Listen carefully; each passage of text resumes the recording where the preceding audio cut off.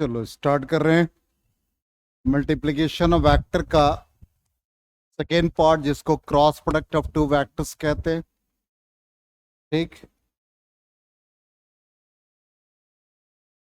Previous class में dot product of two vectors बताया था। क्रॉस प्रोडक्ट में देखो, एक प्लेन है, इस प्लेन में एक वेक्टर ए और एक वेक्टर बी है।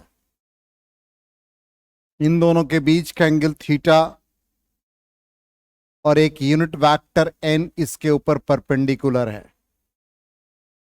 इस एन यूनिट वेक्टर का डायरेक्शन ए क्रॉस बी के अलोंग होगा। अब ए क्रॉस बी के अलोंग का मतलब क्या होता है, इसको समझो। सिंपली मान लो यहां पर 3 डायमेंशन के कोऑर्डिनेट को एक्स वाई जेड से रिप्रेजेंट किया। यदि कोई वेक्टर एक्स वाई प्लेन में है तो नॉर्मल जेड एक्सिस होगा। यदि कोई two vectors X Z plane में है तो नॉर्मल वाई के अलोंग होगा। कोई two vectors Y Z plane में है तो नॉर्मल एक्स के अलोंग होगा। इसका मतलब यहां पर ये जो ए वेक्टर और ये बी वेक्टर है, इन दोनों के बीच का एंगल थीटा है। तो एन कैप और नॉर्मल जो होगा वो perpendicular to A as well as perpendicular to B. तब इस कंडीशन में हम लोग ए क्रॉस बी को मैथमेटिकली लिखते हैं magnitude of A, magnitude of B, sine theta, और N cap is the unit vector perpendicular to A cross B. N cap एक यूनिट वेक्टर जो perpendicular to A cross B होगा। अब यहां पर हम लोगों ने जो एंगल लिया from A to B means anti clockwise direction में, यदि हम यहां पर एंगल बी टू ए ले लें, बी और ए के बीच का एंगल ले लें इस फॉर्म में क्लॉकवाइज डायरेक्शन में, तो उस कंडीशन में ये माइनस थीटा को रिप्रेजेंट करेगा। और एन कैप का डायरेक्शन तो वही है। It means B cross A का value, B cross A is equal to magnitude of B, magnitude of A, sine theta की जगह पर minus sine minus theta N cap. और sine minus theta lies in the fourth quadrant, जिसका value minus sine theta हो जाएगा। तो finally B cross A का value क्या आएगा, बोलो सिंप्लीफाई करके जल्दी से बताओ। Magnitude of B, magnitude of A, और ये रिजल्ट क्या दिया, minus sine theta N cap. तो फाइनली बी क्रॉस ए का वैल्यू क्या आ जाएगा, minus magnitude of B, magnitude of A, sine theta N cap. इसका मतलब A cross B is equal to minus B cross A. ये value किसके बराबर है, ए क्रॉस बी के इक्वल। इसलिए B cross A is equal to minus A cross B. Clear, यहां तक आ गया समझ में? ये ऑलरेडी नोट से बना हुआ है सबका। ठीक, आगे बढ़े, ये तो क्लियर है कॉन्सेप्ट।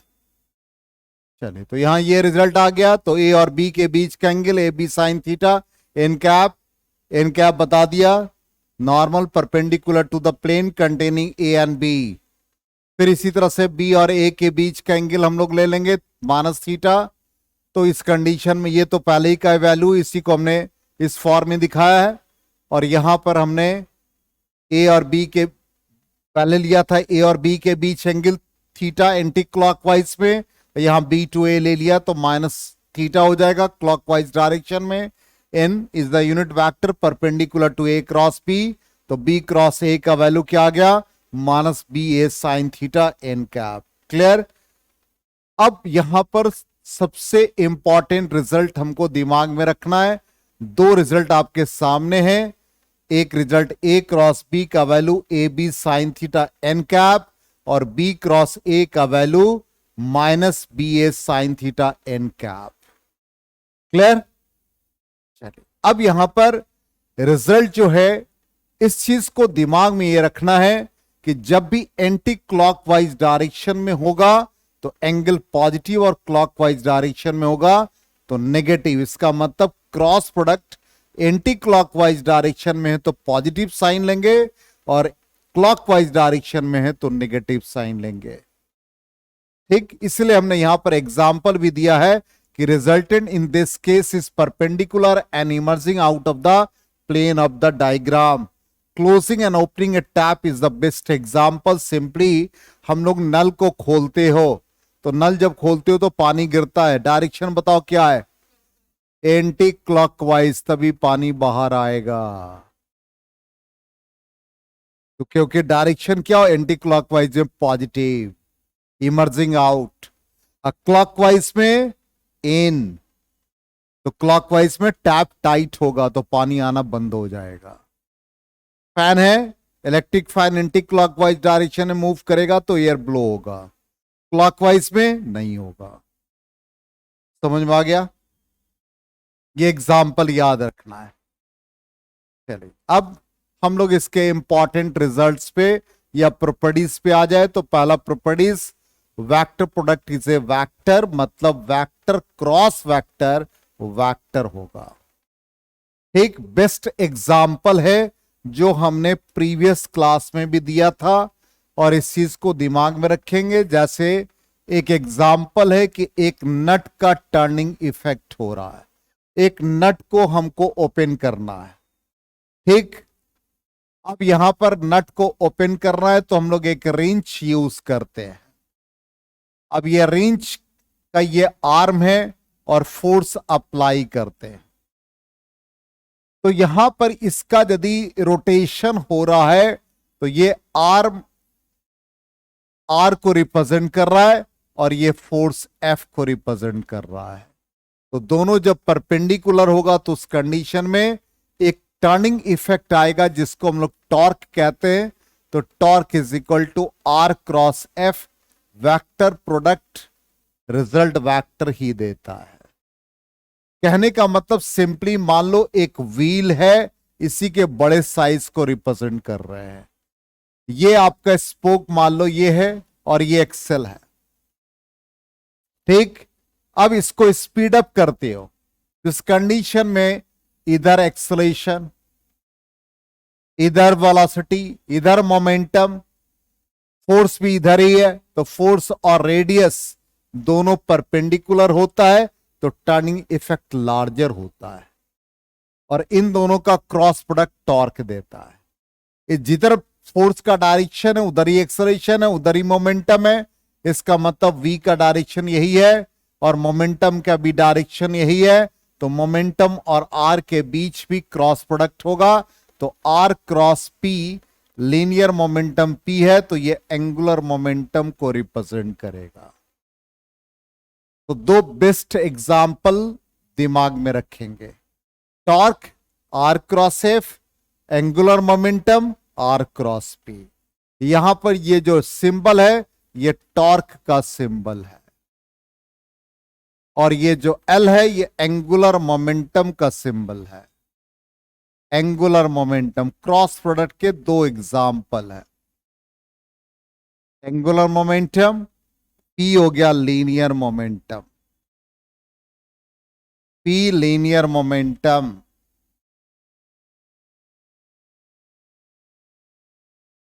क्लियर? चलो नोट कर लो।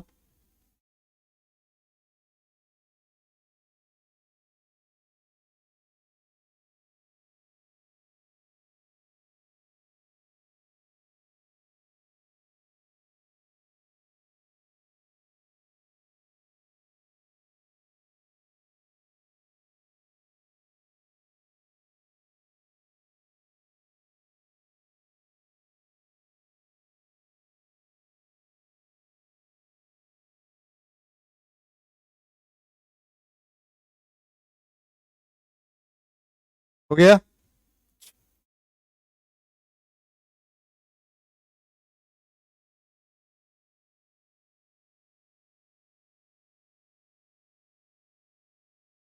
अब नेक्स्ट, वेक्टर प्रोडक्ट और cross product is not commutative, बताए A cross B is equal to minus B cross से। Second properties.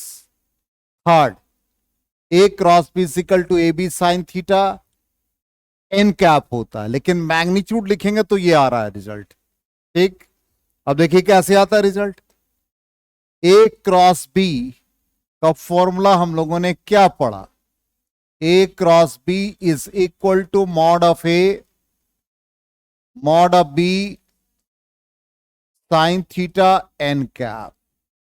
अब इसका मैग्नीट्यूड ले लो, mod of A cross B, तो mod A B sine theta N cap. ठीक, A B already modulus में है, तो modulus of uh modulus becomes modulus, तो ए बी साइन थीटा, और एन कैप यूनिट वेक्टर का मैग्नीट्यूड 1 होता है, तो ये क्या आ गया result, A B sine theta. जब मैग्नीट्यूड लेंगे तो एन कैप का वैल्यू 1 यूज कर लेंगे।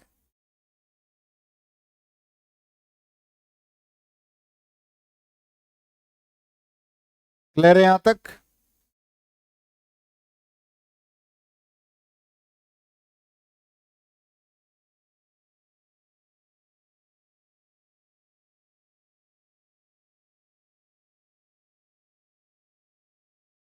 चलो नेक्स्ट आ जाओ, फोर्थ प्रॉपर्टीज में। I cross I zero, J cross J zero, K cross K zero, I cross J K, ये सारे रिजल्ट। अब इनको हम लोग सिंपल कोऑर्डिनेट सिस्टम के रिस्पेक्ट में देख लें। X Y Z three mutually perpendicular axis, X के अलोंग आई कैप, वाई के along J cap unit vector, और जेड के अलोंग के यूनिट वेक्टर। सबका मैग्नीट्यूड 1 होता है, ये ऑलरेडी हम लोग पढ़ चुके हैं। फॉर्मूला हमारे पास है ए क्रॉस बी, तो A cross B is equal to क्या बनेगा, A B sine theta N cap. अब यहां पर पहला जैसे हम यूज कर रहे हैं i cross i, i cross i, mod of i, mod of i, i और आई के बीच एंगल 0 डिग्री। ठीक, तो क्या आ गया ये 0। इसी तरह से j cross j, magnitude of j, magnitude of j sine 0 degree. Clear? K cross k भी 0। अब आई क्रॉस जे का वैल्यू क्या होगा देखते हैं भाई। तो i cross j, magnitude of i, magnitude of j, i और जे के बीच का एंगल कितना 90 डिग्री, साइन 90 का वैल्यू। अच्छा एक चीज और, एन कैप, तो आई और जे, आई और जे सॉरी, ये आई है, आई और जे परपेंडिकुलर।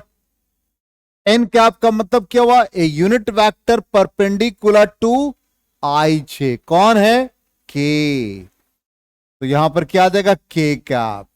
इसका मैग्नीट्यूड 1, इसका मैग्नीट्यूड 1, साइन 91 के कैप, इसलिए आई क्रॉस ए क्या बन जाएगा के।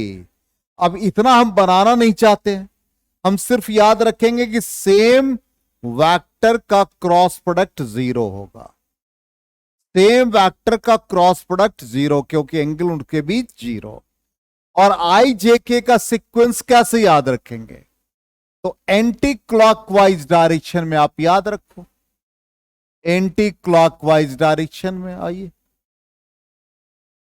हम पूछे देवांश से कि तुम कहां है, तो देवांश बोला हमको नहीं पता, वो अपना आता है अपना जाता है, यही जवाब दे रहा। नहीं ये जवाब यही दिया था, बताओ कैसा मित्र बना रखे उसको। अब यहां पर एंटी क्लॉकवाइज डायरेक्शन में देखो, इसको आई, इसको जे, इसको के। अब सीक्वेंस में याद रखो, एंटी क्लॉकवाइज साइन पॉजिटिव लेंगे, तो आई क्रॉस जे का रिजल्ट देखो क्या आ गया, के। जे क्रॉस के का आई, सीक्वेंस में देखो जे क्रॉस के आई, के क्रॉस आई जे। अब हम एक सवाल पूछते, जवाब देना। जे क्रॉस आई क्या होगा, जे क्रॉस आई माइनस के, क्योंकि क्लॉकवाइज में चले गए। इसी तरह से के क्रॉस जे बताओ क्या होगा, माइनस आई, क्लॉकवाइज में आ गए। एंटी क्लॉकवाइज में साइन पॉजिटिव, क्लॉकवाइज में साइन नेगेटिव। क्लियर हो गया?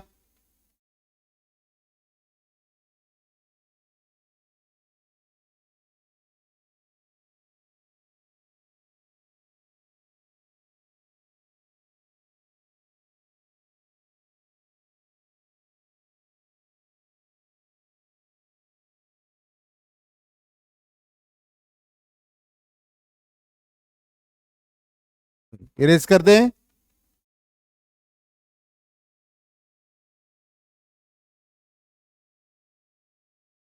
चलिए नेक्स्ट प्रॉपर्टीज पे आ जाए, यही हमने सीक्वेंस बता रखा। यहां पर देख लीजिए क्या, आई जे के फॉर्म में एंटी क्लॉकवाइज पॉजिटिव साइन। अब आ जाए फिफ्थ, कहता है unit vector perpendicular to the given vector, मतलब एन कैप का वैल्यू ये आ रहा है। कैसे, ये रिजल्ट कैसे याद रखना है, तो यहां पर A cross B, A cross B का वैल्यू क्या था भाई, A B sine theta N cap था। अब इसका मैग्नीट्यूड ले लो, क्या भी सिखाया था इसका magnitude, A B sine theta, N cap का मैग्नीट्यूड 1, इक्वेशन 1 इक्वेशन 2, 1 में 2 से डिवाइड कर दो, तो A cross B divided by mod of A cross B, finally क्या आएगा, एन कैप आ गया। वही रिजल्ट है, यही याद रखना है। एन कैप, जब भी यूनिट वेक्टर निकालना होगा तो हम दो वेक्टर का क्रॉस प्रोडक्ट निकालेंगे, divide by magnitude of A cross B. Fifth point हो गया। नेक्स्ट सिक्स पॉइंट पर आ जाए। सिक्स पॉइंट क्या कहता है, two vectors are parallel to each other, तो दोनों के बीच का एंगल 0, तो A cross B is equal to A B sine 0 degree, इसलिए ए क्रॉस बी 0 प्रूफ कर देंगे, तो ये शो हो जाएगा कि two vectors are parallel to each other. 7 properties, 7 ऐसे फाइंड किया कि ए क्रॉस बी का वैल्यू ये है। इतना लेंदी नहीं जाके, बहुत इजी प्रोसेस पे आ जाए।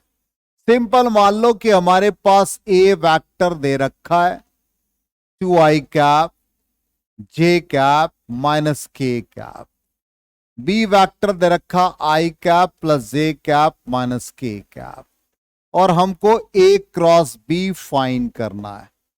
हम लोग डिटर्मिनेंट के मेथड से सॉल्व करेंगे। यहां लिख देंगे आई, यहां लिख देंगे जे, यहां लिख देंगे के।